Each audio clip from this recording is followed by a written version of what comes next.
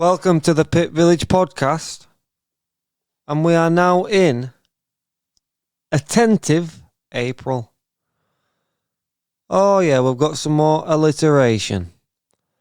And we've just come out of Marathon March, the start of the podcast. For those who don't know, we dropped a podcast every single day, and by we, I mean myself. Hard work, I'll tell you the truth, it was hard work. But it's onwards and upwards. I've had a couple of days off. On the last episode, I talked about having some time off. So I run a little company. It's a website design agency I built over the last 15 months. I've not had a day off. So I turned off the phone. I left the laptop at my house. I left the podcasting machine at my house. And I went over to my parents, to my partners. To the parents, to the partners. I stayed a couple of nights back over there, because amongst launching this podcast, I moved to Leeds. So it's been a very eventful month, and I took some time to reflect. I've took a load of notes that, by all means, I've just clogged my head up with before I started on this and put a load of pressure on myself to articulate all these points in some sort of fashion, but at the end of the day, this is all growth for me and hopefully for you. And this is where I want to take things with the podcast. It's about personal growth at the end of the day. And it's been an eye-opener. The last month has been an eye-opener. I talked about a lot of things. I love delving into some of the topics. We talked about gratitude, the hard work versus talent, what a good thing to contemplate. So I took one topic every day, researched it for maybe 4 to 5 hours, and tried to record it, get it edited, and published that day. And I was successful. It was good. Again, some of the favourite episodes were on gratitude, the one on sacrifice. But the main one for me was the one on the attention economy. But I did learn a couple of things about myself as well. Number one is that I'm not special. I've got a lot to learn. I'm not a finished product. Number two is that podcasting is really hard. Kudos to anybody out there who produces a podcast on a weekly, daily basis. Hard work. And you learn to appreciate that once you try and do it yourself. The world is ruthless. I mean, there's been some good reception to this. I've had a couple of interviews that have done okay. They've done well. Got some good feedback on social media. So that was good. That was positive. But it's ruthless. People haven't got a lot of time, and you can't not really do anything on your own. I'm thinking far too small. I've been thinking too small.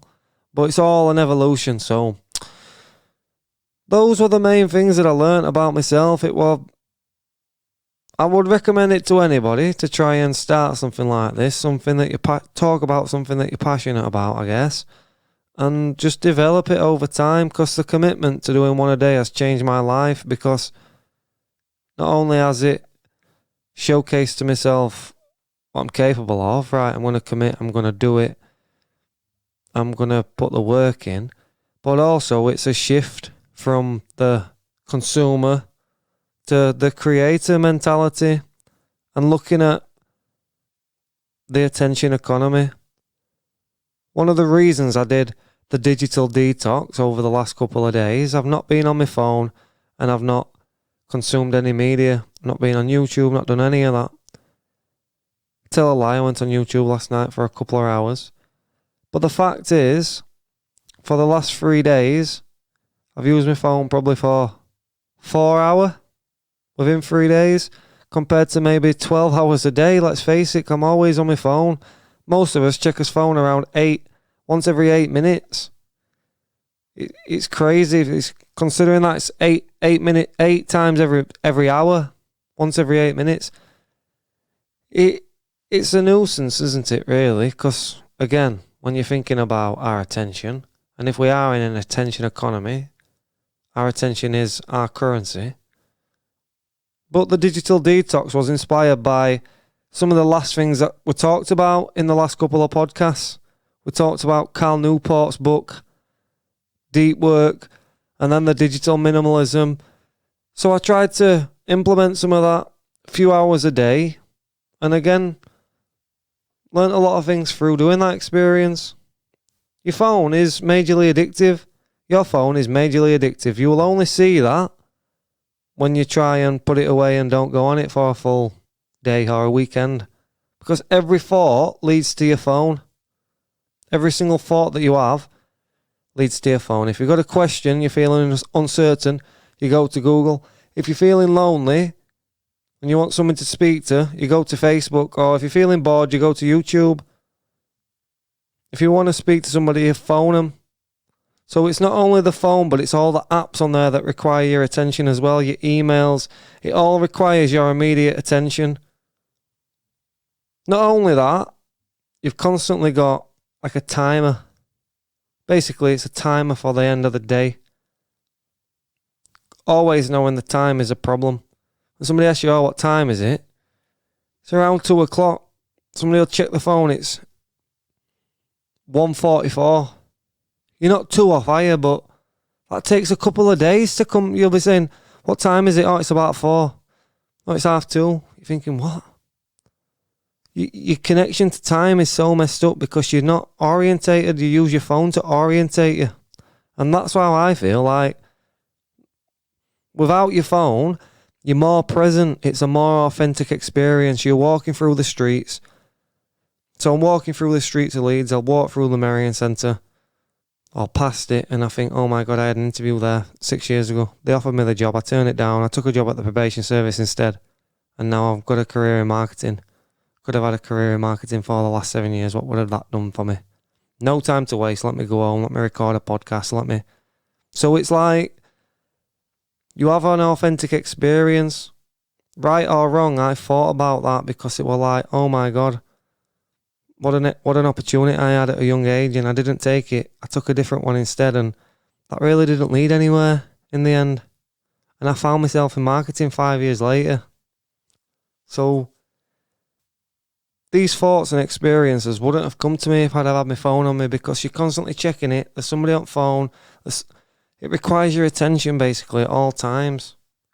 And you can't pay attention to two things at once.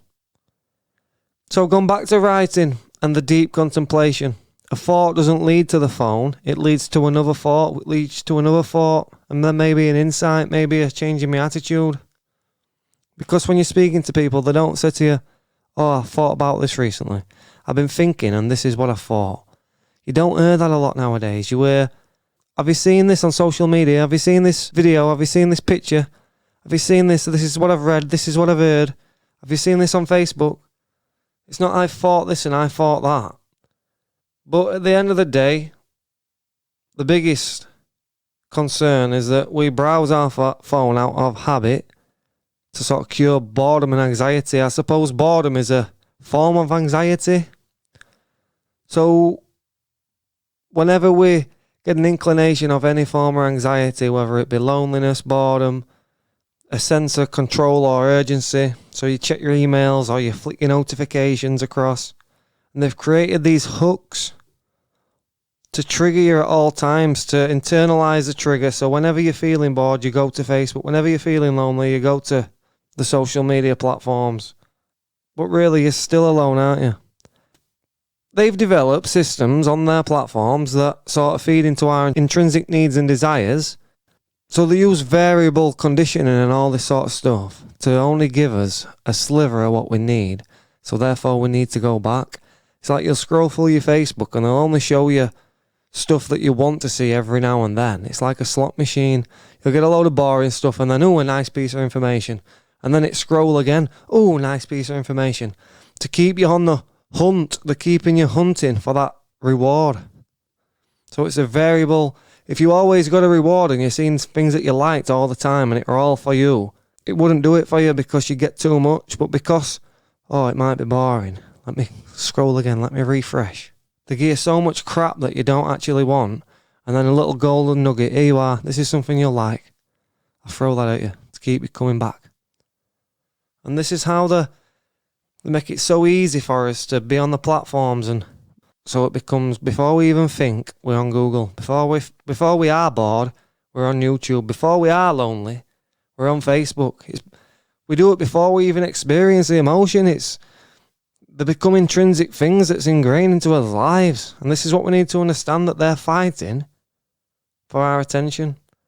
Your ability to perform and make money today relies on your ability to direct your own attention and retain your own attention, but also to capture other people and monetize their attention.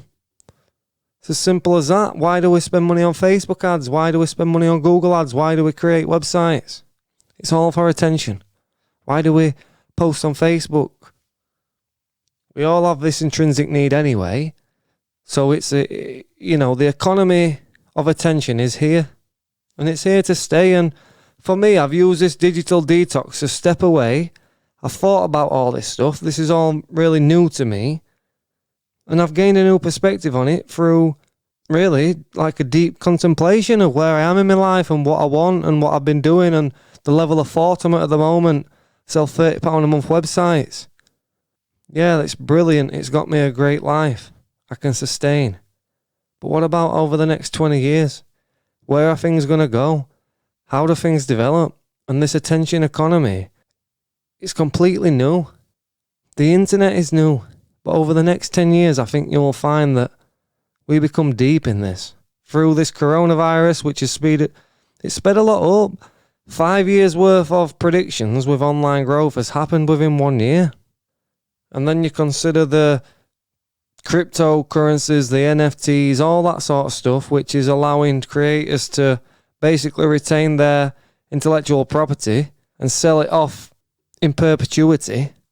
So let's say I create something and sell you 50% of it.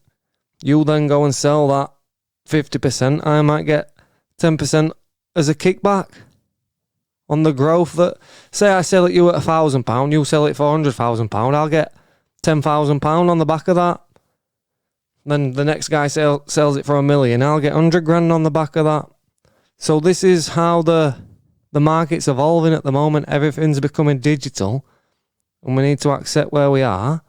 And this is what the digital detox and this last month is sort of the insight that it's given me. So I must say that this has been one of the most important decisions in my life, this digital detox, because I'm going to incorporate it into my everyday life, turn my phone off for at least 6 hours of the day, particularly on a night, not wake up to it, turn it on once I've been awake for a couple of hours, and just have some real time to myself for some deep contemplation. And practice that every single day, rather than being ingrained into all these social media apps, which is trying to make it intrinsic for us to practice sort of scrolling down the news feed. But the attention economy, I spend a lot of time thinking about this. For one, I work in marketing. I need to understand this moving forward in my career. This is the number one aim for every marketing consultant out there, I guess. How do you capture somebody's attention and monetize it? But I've already been speaking about thinking on a low level. And a lot of stuff you'll find out there about the attention economy will be that all companies are trying to capture your attention and monetize your attention, and you spend time on social media and they're sort of serving ads to you and all this stuff. That is fine. But we're not thinking about the large macro view of the attention economy, because as much as money is transacted between us at the moment, the amount of attention transactions far outweigh the amount of monetary transactions with currency, money. And we already know that money is not backed by anything. It's not backed by gold. They just print it. They can give it away. Of course, through the central banks, the IMF, whatever it may be, the fiat currency system, it's called fiat currency. The gold standard was destroyed in the 70s in the States, but even earlier in the UK, I do believe. So the monetary system is already fiat currency, it's backed by nothing. But then also you've got the cryptocurrencies, which have gone up in value hundreds of % in the last year. And why? Because of attention. Let's face it, the more attention that these currencies get, the higher they perform in the market, and they're also not backed by anything. Of course, they're not just printed indefinitely, and there's some restrictions on how many bitcoins there will be. I get the system. I get why it is, it's all anonymous. It's based on the blockchain. The technology behind it sort of supersedes what the banks can do at the moment. They need to embrace it. We do need to embrace it. But the point is, this is all the function of the attention economy, because at the end of the day, the internet does not exist. It's not a physical thing either. These digital currencies do not really exist in the real world. But of course, they're an economy within themselves. But you've got to consider how the economy is made up nowadays, because we don't produce anything. We may service each other for the moment in retail stores and all this, but a lot more of that has gone online, as we all know, through the last year, as lives are becoming more online and digitalized. But also you've got to consider the fact that Facebook and Instagram and social media platforms are literally that, just platforms. They provide zero content. We provide the content.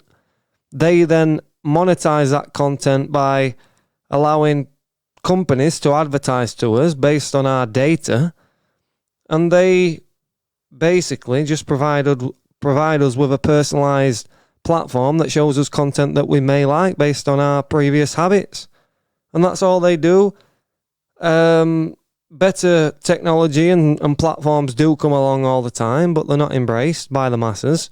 We've already got an invested interest in our Facebooks, through the accounts we've been building and the social credit we've got on there already with us friends, and any other company that threatens them, they just simply buy and shut them down. So,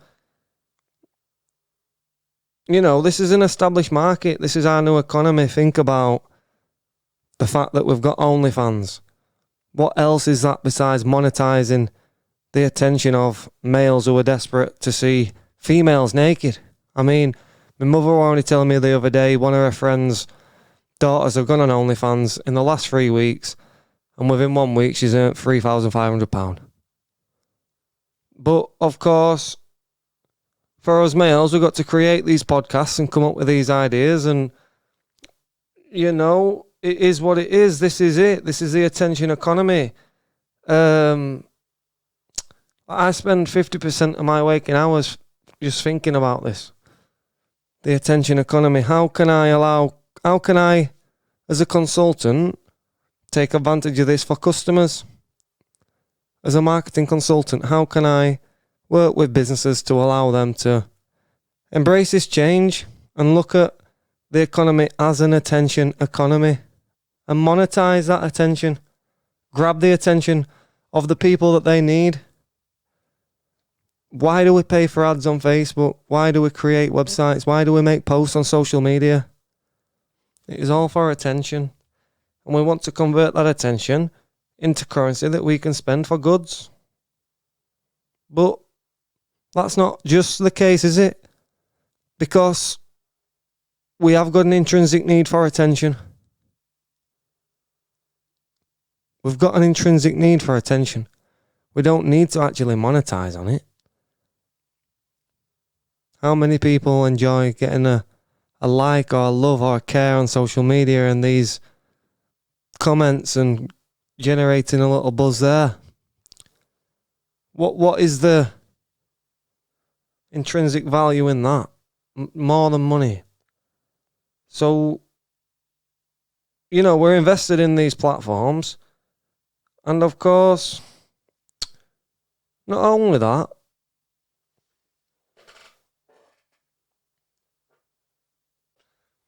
look at your biggest stars in the world. They understand this. Your Logan Paul, Jake Paul, Floyd Mayweather even. Why would Floyd Mayweather fight Logan Paul? Because he understands that's where the attention is. That's how he maintains relevancy as a 45-year-old boxer who's retired. Yeah, let me maintain my relevance as a celebrity. They understand this attention economy, and the celebrities that don't understand this have failed. This is a new economy, and this is only going to become more common practice for people to have to differentiate themselves.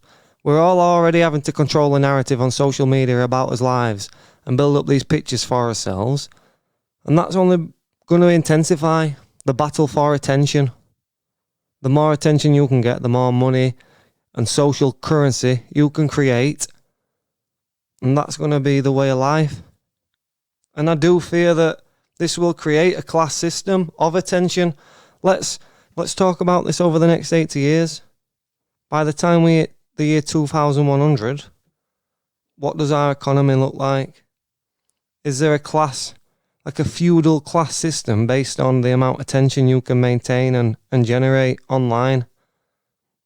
Is there then a disparage between rich and poor based on attention gathered online? Because where else is the economy going? Everything is being digitalized. And the people who can take advantage of this new blockchain and NFTs and create content and maintain and generate attention and monetize on that attention, because the fact is you don't need a lot of people. Let's say you get an audience base of 10,000 people and you say, right, I'm going to monetize my content, I'm going to sell some merchandise, but also there's Patreon, and there's a couple of ways in which they've defined this attention economy. I mean, a lot of information you can get on this is very shallow, but they say that the modern economy is increasingly one where the consumer product costs virtually nothing to reproduce, and the problem facing the supplier of the product lies in adding valuable intangibles that cannot be reproduced at any cost. He identifies these intangibles as immediacy, so priority access and immediate delivery; personalization, so it's tailored just for you; interpretation, so there's some support and guidance; authenticity, how can you be sure this is a real thing; accessibility, whenever, wherever; embodiment, so including black books and live music; patronage, paying simply because it feels good, i.e. Patreon; and findability, when there's millions of books, millions of songs, millions of films, millions of applications, just millions of anything, all requiring our attention, and most of all, they're free. Being found is valuable. So these are some points from Wikipedia, basically. There's not a lot besides the 1997 article, Attention Shoppers, which I want to go through with you once again on the podcast to end this. Just concentrating on this attention economy. I mean, the digital detox was great. I've took some notes and I've learnt a lot from that. I'd recommend that everybody detox from their social media, from the phone, from all mass media. But I want to focus my attention on the attention economy and how we can thrive in it. And this is going to be a reoccurring theme within the podcast, because I'm going to put a lot of thought into this. I'll tell you the truth. For the last 3 days, I've been taking a lot of notes, and I think I'm going to write a book. It's going to take me a long time, like 5 years. But I've got an idea, the basis of an idea, and I know how things can grow over time, so I'm going to continue to put some thought into that. It's a very hard thing because I don't want to write anything shallow. It needs to be original. So I'm going to stop consuming content as much, and I'm going to reconnect with myself and ingrain the digital detox into my everyday life. And I recommend that to everybody, to be honest, because the ability to think in 2021, the ability to independently think is going to be the biggest asset that you'll be able to have. And if there's any tagline for the podcast or anything like that, it will be something regarding independent thought, generating independent thought, helping create independent thought, something like that. I'll come up with a tagline sooner or later. I've been busy creating one of these every day in March, and then I've just took the digital detox, which again I'd recommend to everybody. But this attention economy is among us. 1997, 12th of January. The currency of the new economy won't be money, but attention. A radical theory of value. It says, how is now obvious, the economies of industrialised nations have dramatically shifted. We've turned a corner towards an economy where an increasing number of workers are no longer involved directly in the production, transportation and distribution of material goods, but instead earn their living managing or dealing with information in some form. Most call this an information economy. Remember, this was written in 1997, as the internet were first becoming what it is today, I guess. Well, not what it is today, let's be honest, through social media and all that stuff. So I'd like you to think about how this has evolved and how it impacts us today. Yet ours is truly not an information economy. By definition, economics is a study of how a society uses its scarce resources, and information is not scarce, especially on the net, where it is not only abundant, but overflowing. We are drowning in information, yet constantly increasing our generation of it. So a key question arises, is there something else that flows through cyberspace, something that is scarce and desirable? There is. No one would put anything on the internet without the hope of obtaining some. It's called attention. And the economy of attention and information is a natural economy of cyberspace. It continues, attention has its own behaviour, its own dynamics, its own consequences. An economy built on it will be different than the familiar material-based one. For the past decade, I have been exploring how this new system will work.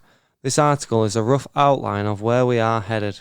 Technically, at least, information and its flow can be accurately detected and countered by simple electronic devices. Attention is more mysterious, a process that occurs only in the mind, yet somehow it moves out into the world as well.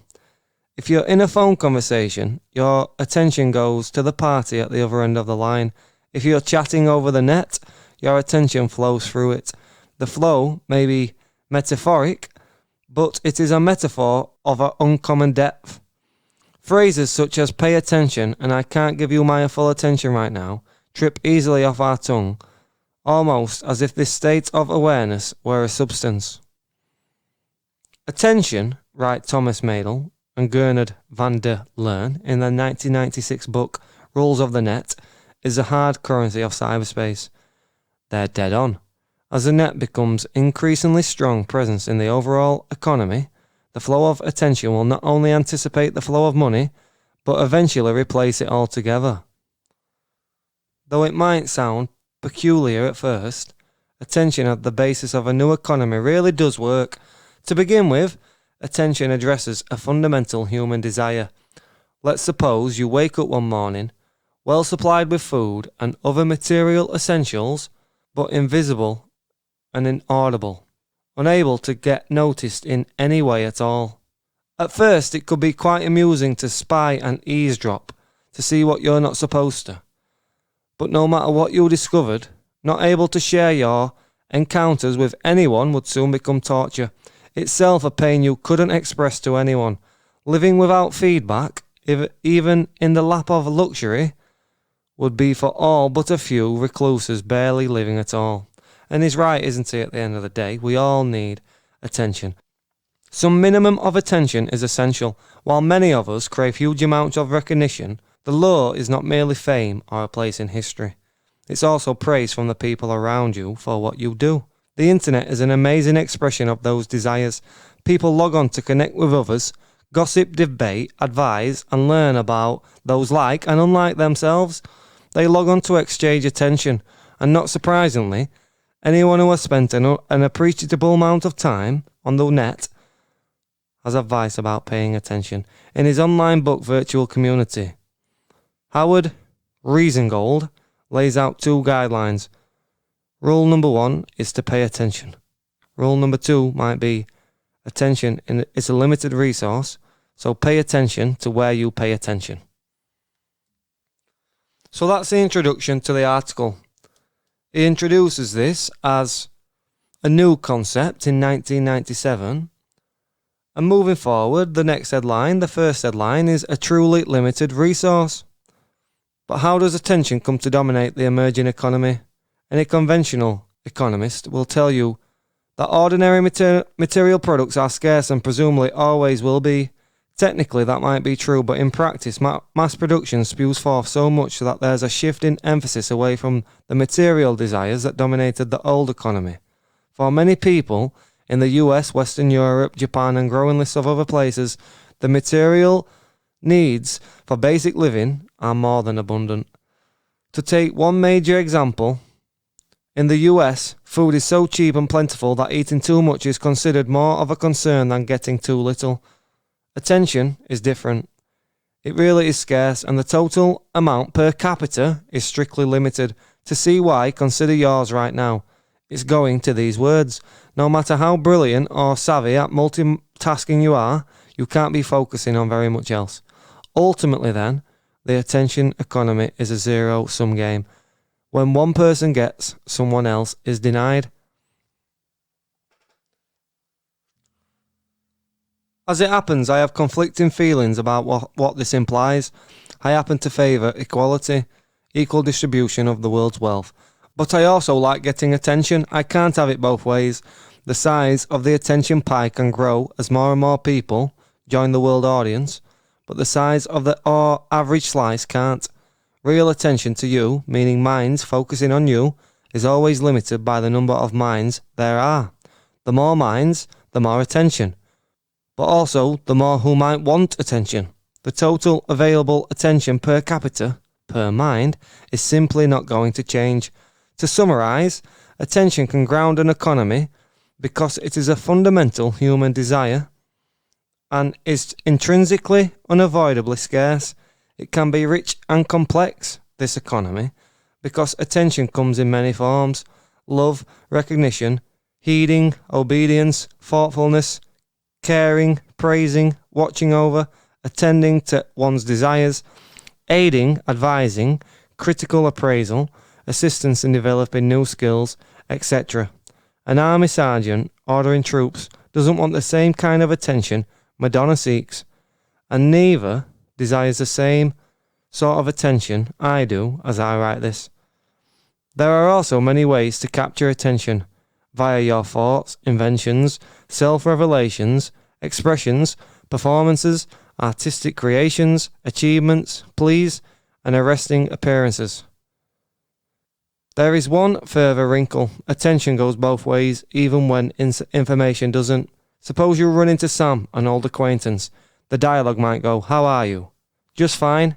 You may not be any wiser for the small talk, but you've exchanged attention. If you truly want your question answered, Sam's honest reply would be attentive to your desire to know. Each time someone focuses directly or indirectly on somebody else, that can be thought of as a transaction in this new economy, and transaction that doesn't usually involve money.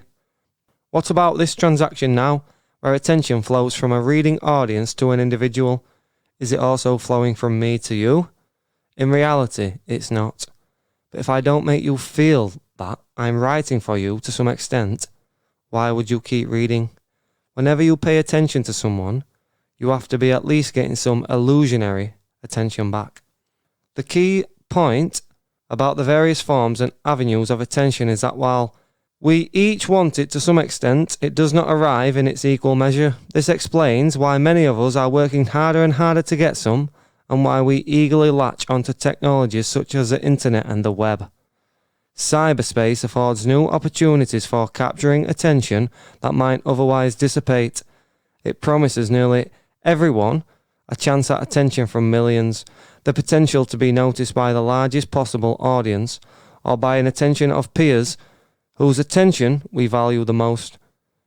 But the net also ups the ante, increasing the relentless pressure to get some fraction of this limited resource.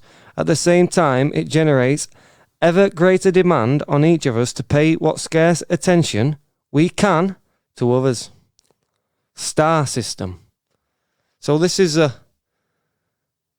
foundation of the attention economy, I guess. You know, we've gone through the introduction, and then of course the first headline, a truly limited resource. How does attention come to dominate the emerging economy?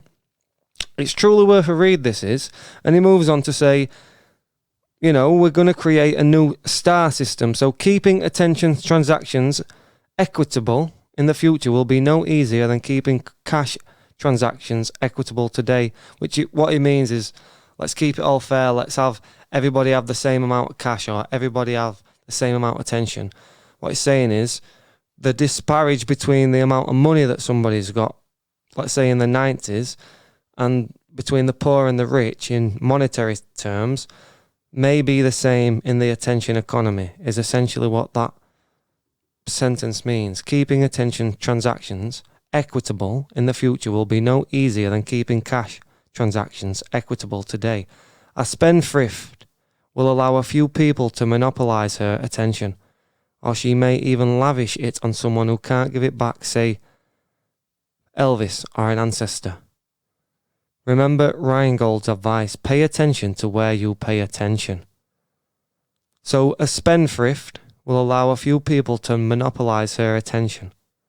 So if you're just going to pay attention to everybody, or just you're going to consume content from these people in this new star system that is proposed in 1997, if you're going to keep watching these YouTube videos of these people and be a spendthrift, you're going to allow those few people to monopolize your attention and show you ads on YouTube and show you ads on the platform and sell you the merchandise, whatever it may be. That's because the attention economy is a star system where Elvis has the advantage. The relationship between stars and fans is central. Even without cyberspace, celebrities in show business, politics, and every other discipline accumulate huge amounts of notice. Over 1 billion people tune into TV specials like the Super Bowl and the Academy Awards. TV networks claim that 2.5 billion people watched the funeral of Princess Diana. But suppose you aren't a star like Elvis or Princess Di, does that mean you'll be impoverished in the coming economy? Maybe not. Cyberspace offers a more effective means of continuing and completing attention transactions, as well as opening up more possibilities to almost everyone.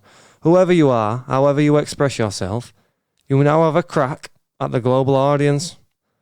Most likely, you will see people picking stars and microstars and becoming part of their entourages. In cyberspace, this might mean you'll set up and run a fan site or help design and maintain a complex cyber community, such as GeoCities, where subsections of the site have their own webmasters. If you're a software programmer, for example, you might seek out some visionary codemaster who excites you. She will probably build a large entourage, and since you are in her circle, some of that attention will be diverted to you, the upcoming microstar. Okay. This is a star system we were proposing in 1997. Of course, it's talking about GeoCities and software developers. It did not foresee YouTube and social media influencers, but we are here now. We're in the established economy, which is why I want to revisit this article and see how it translates into today.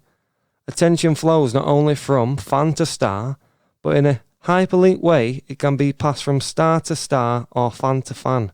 A growing variety of attention types can bounce along through cyberspace. Personal advice, suggestions, connections, editing, assistance in self-expression, responses, acclaim, or new software designed especially for your purposes. More gets more. Someone can pay you attention by helping you track down a specific fact or create some special effect that will help you get still more notice.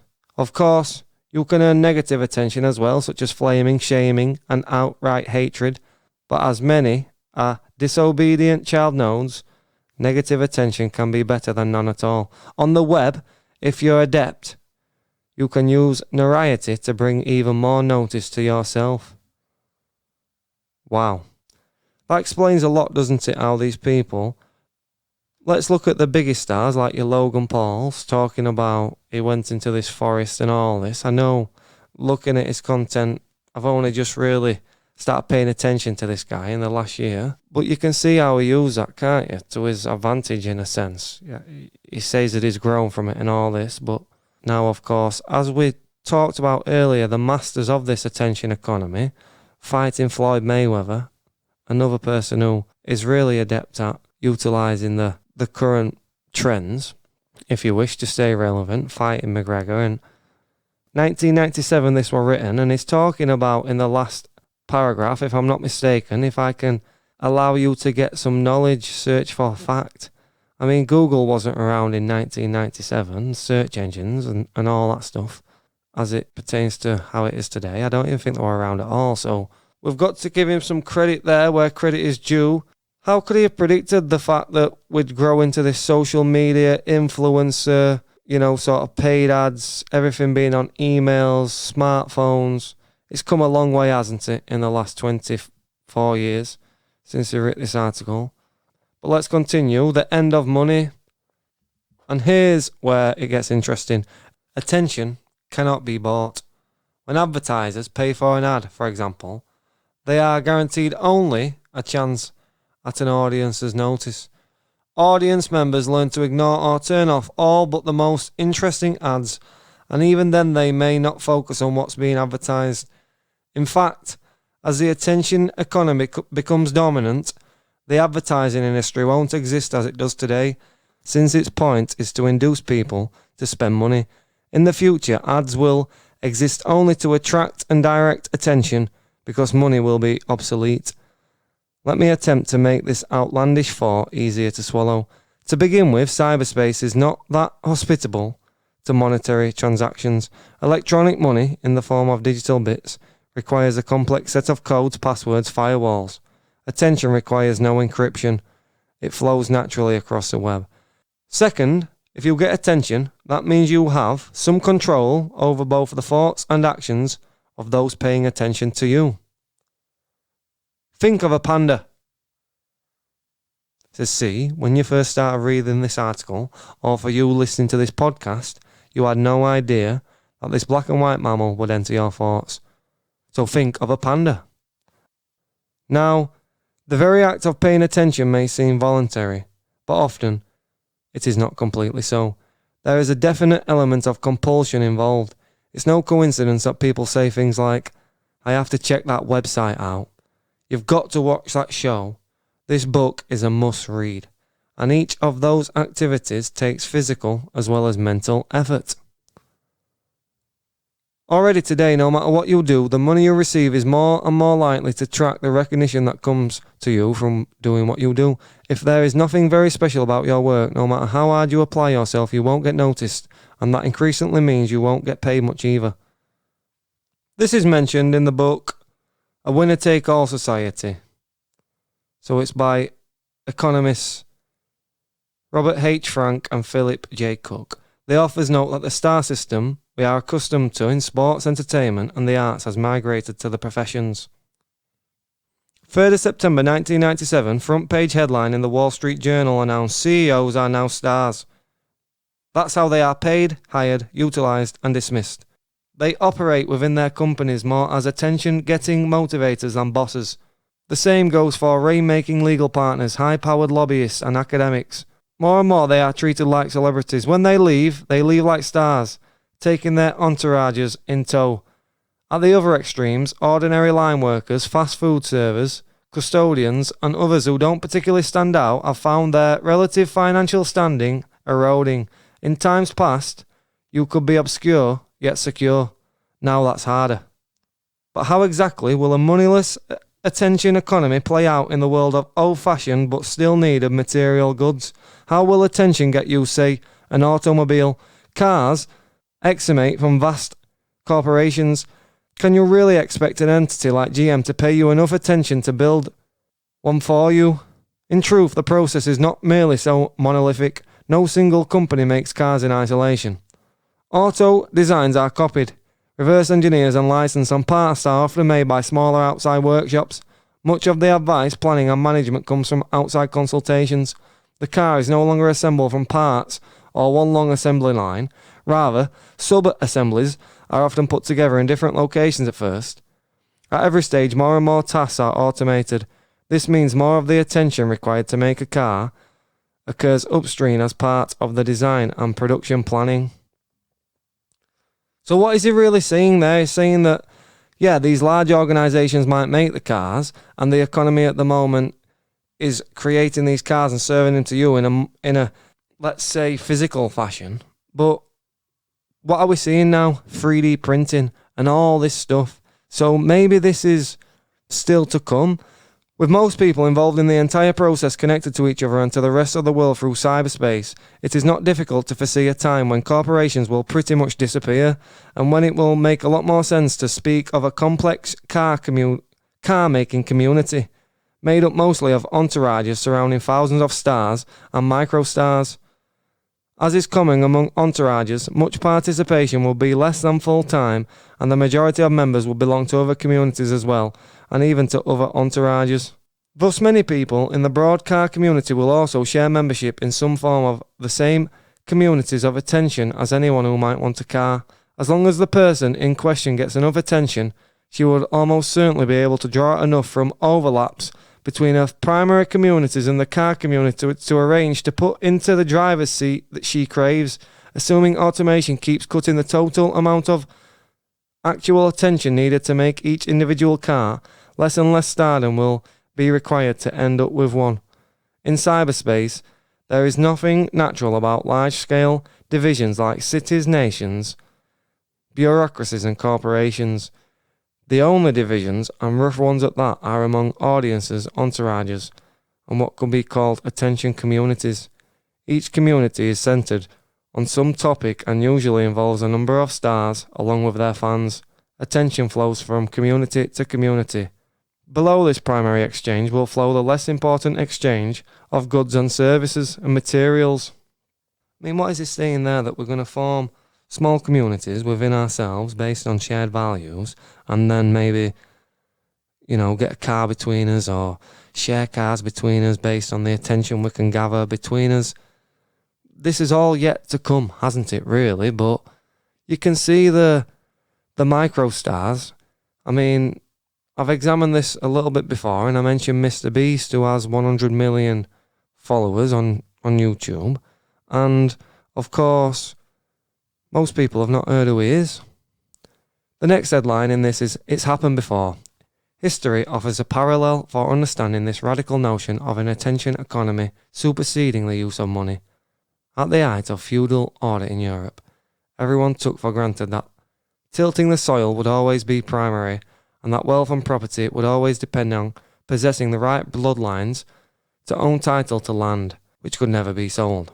It was unimaginable to either serfs or nobles that nobility and titles could cease to be a means to wealth. They were all that counted then. Yet, as the industrial economy developed, food production became just another industry, and not even a highly important one. Bloodline lost significance, except for prestige dogs and racehorses. Something that had hardly existed, money, became the basis of a new economy, and incidentally, the most gorgeous armour, the most magnificent nightly tournaments, and the greatest interest in noble lineage all took place just as feudalism was on its way out. So what he's saying there, as we went from the feudal society when we were in serfdom and everybody worked on the lands, and you're basically a slave working for people who own the lands, you couldn't buy the land, you couldn't really do anything besides, just do your job what you were born to do because you weren't born in the right bloodline. The person who owned the land because his father owned the land. And then as things developed into the industrialised economy, after the Industrial Revolution in the 1700s, and we become this consumer economy, there were sort of millionaires in those times, I guess, created, your Josiah Woodwards and all that, who came up with the foundations for marketing and all this stuff. Door-to-door salesmen and all that. So we started creating things then because we created a class system based on how much you're earning in this new economy. So what he's saying is economies have shifted before from the land, which what we were based on in the feudal system, to a more industrial system that is based upon basically human labour, which we were based upon until recently, until we shipped all our jobs abroad. Human labour is not really part of our system anymore. What is part of our system is attention. If you prefer to think in numeric terms, ponder this.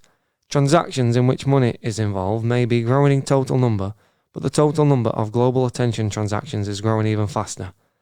By attention transactions, I mean occasions when attention is paid to someone who can possibly make some use of having it or is able to pass it on to someone else. People trade attention at work, at home, and in between, day in and day out. Anyone tied into the web might make hundreds of such transactions a day, far more than the number of monetary transactions they are likely to be involved in. Take that literally now. How many more transactions are you involved in with your attention compared to your money? It's a lot more, isn't it, when you consider how many times you're scrolling Facebook, how many different posts you read, emails, the TV, Netflix, YouTube, all the different things. And then you've got your relationships with other people, of course. The attention economy is something real, and like every real economy, it has its own shortcomings. Among its problems are these. Remember, 1997. The danger of huge inequality between stars and fans, number one. Number two, the possibility that increasing demand for our limited attention will keep us from reflecting or thinking deeply, let alone enjoying leisure. And number three, the possibility that we will be so engrossed by efforts to capture our attention that we will change those around us, especially children. Beyond these problems, there are many more changes to expect as the attention economy grows in power. Here are some that come to mind first. As the flow of attention becomes more important, so will cyberspace.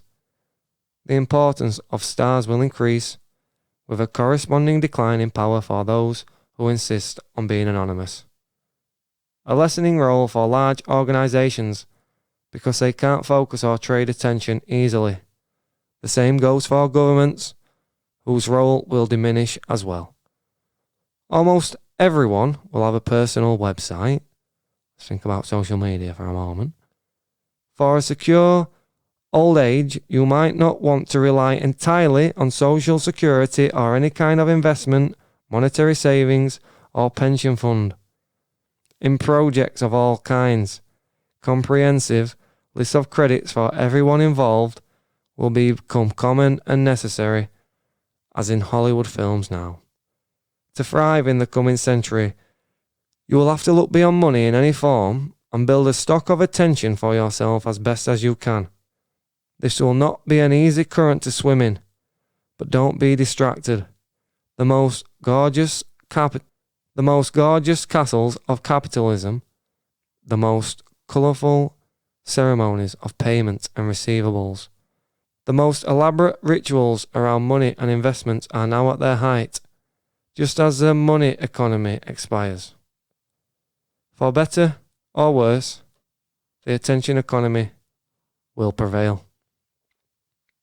I implore you to read this article, study it. This is the economy we're in at the moment. This was written in 1997. Think about today with social media influencers, with OnlyFans, with YouTube, with your emails, with smartphones, with Facebook, with Instagram, with the digital space, how it is at the moment. Fake news, headlines, grabbing our attention all the time. The constant fight for our attention. Our constant depletion of our willpower and attention to these devices that keep us hooked. And to continue to grow, continue to retain the customer base, their main objective is to make you spend more time on their app so they can feed you more advertisements. And this is the features now of the established attention economy. I wish I could find this guy and interview him. Whoever wrote this article is a genius, because there were no Google then, there were no Facebook, there were no YouTube. He's saying everybody will have a personal website. We'll all be fighting for attention online. And look at for me, one of the main things they said at the end, it's got its own shortcomings. The danger of huge inequality between stars and fans, the possibility that increasing demand for our limited attention will keep us from reflecting, thinking deeply, or let alone enjoying leisure.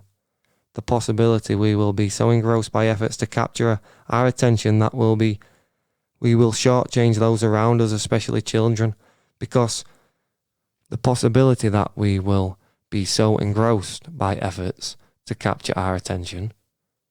Read that again.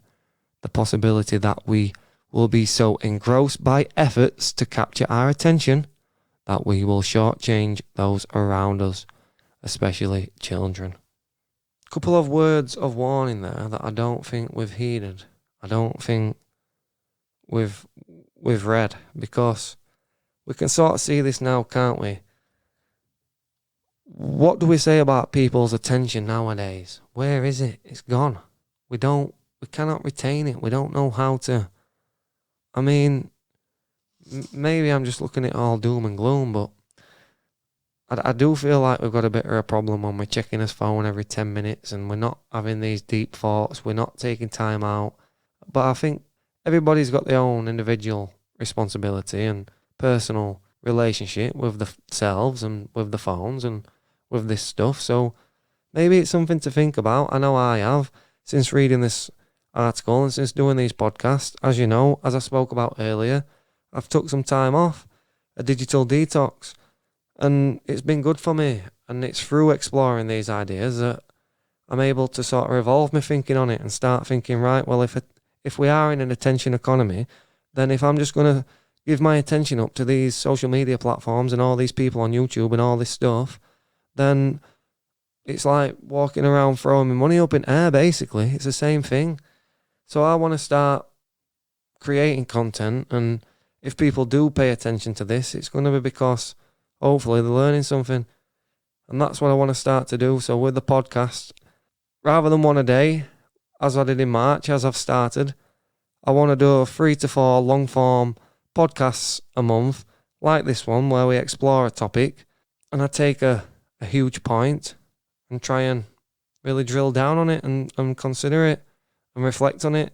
I know I've only really read an article here and I've sort of talked about it from my standpoint, I guess, and I'll continue to delve into little bits of this and come up with some more thoughts.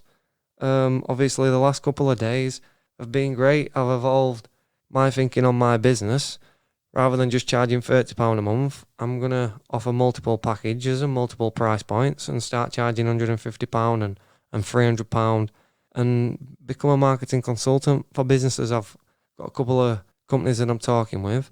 I've got a customer coming on Saturday to record a couple of podcasts for his business as a life coach. So I'm going to assist in the development and production and content ideation, coming up with the content ideas for his podcast as well. So that's going to be a new venture that's grown from this.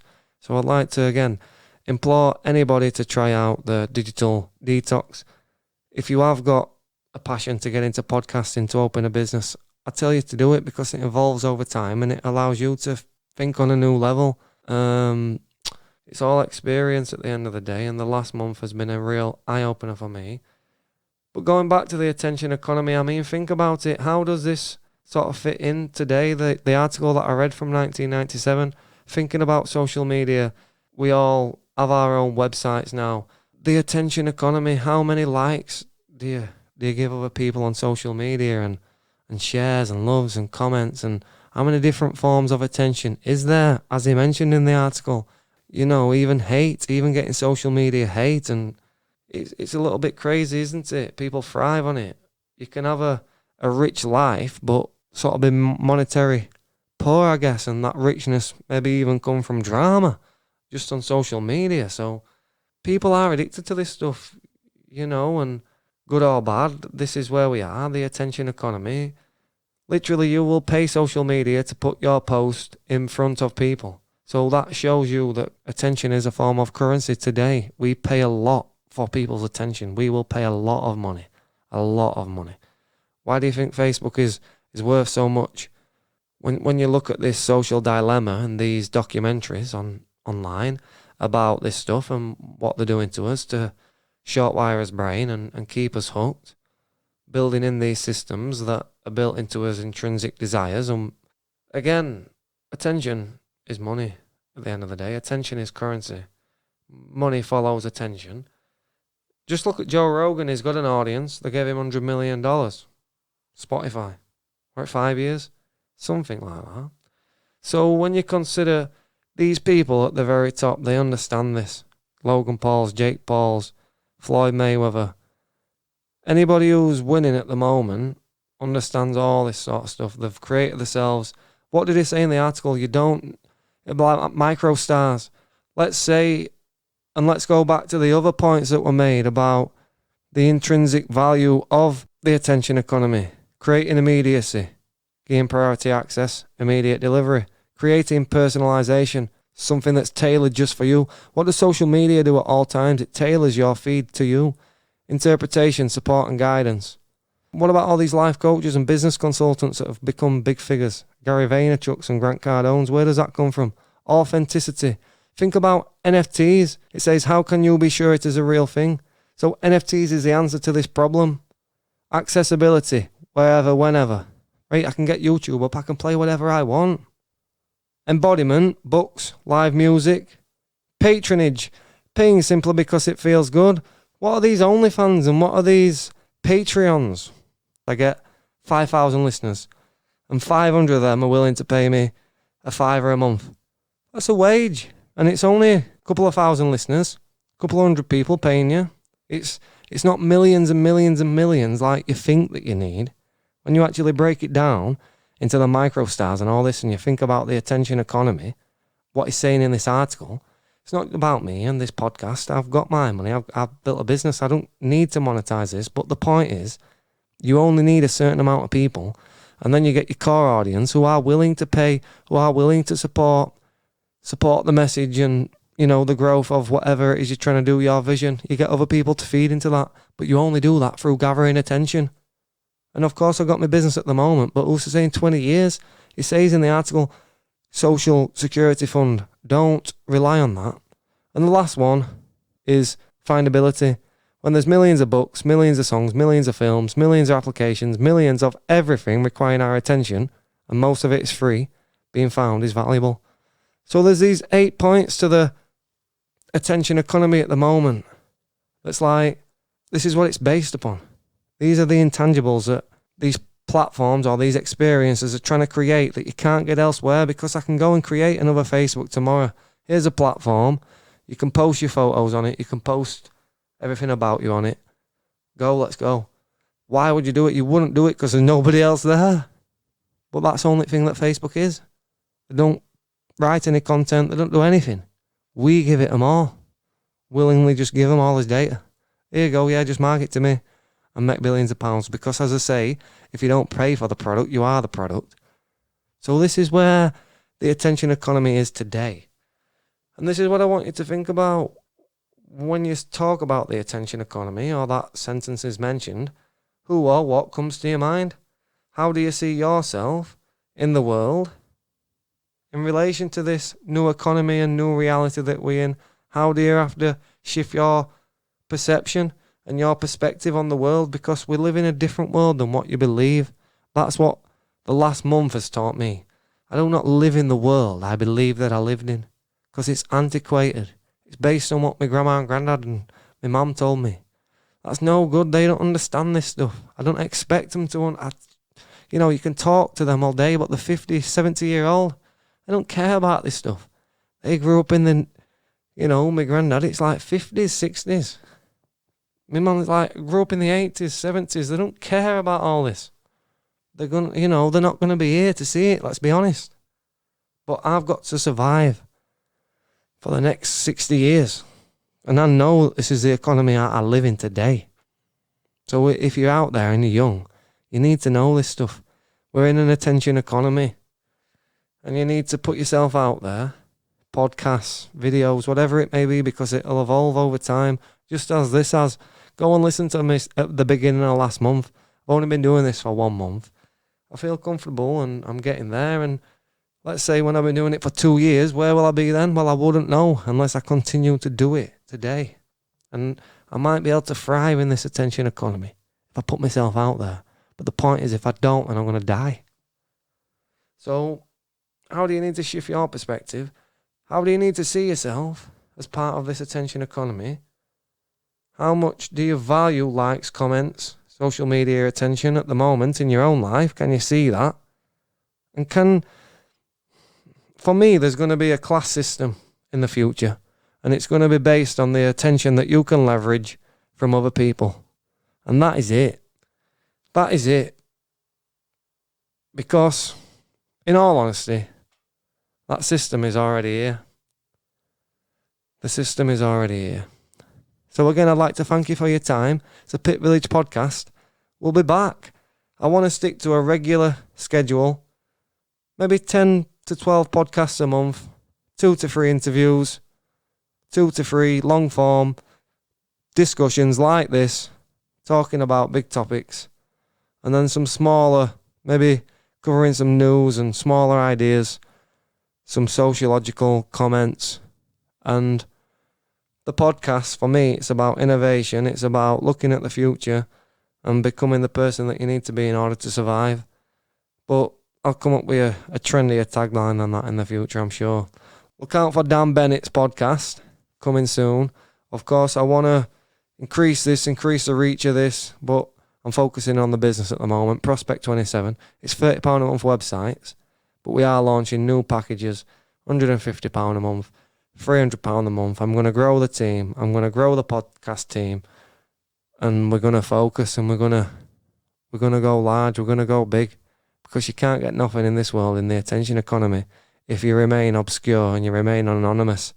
So it's all systems go. I've got some podcast art has arrived, but Christ, she's made me look fat and ugly. I mean, I might be ugly, yeah, but I'm not fat. So I've asked her to change my face because it's a little bit chubby. So once that's done, we'll be all branded and it's ready to go. And then I can change it at a later date, can't I? If it's that bad. And, I'll get somebody to draw me looking good looking rather than looking ugly and fat. But it's better than no, and it were only 80 quid, so we're all good to go. But yeah, I'll be back this week.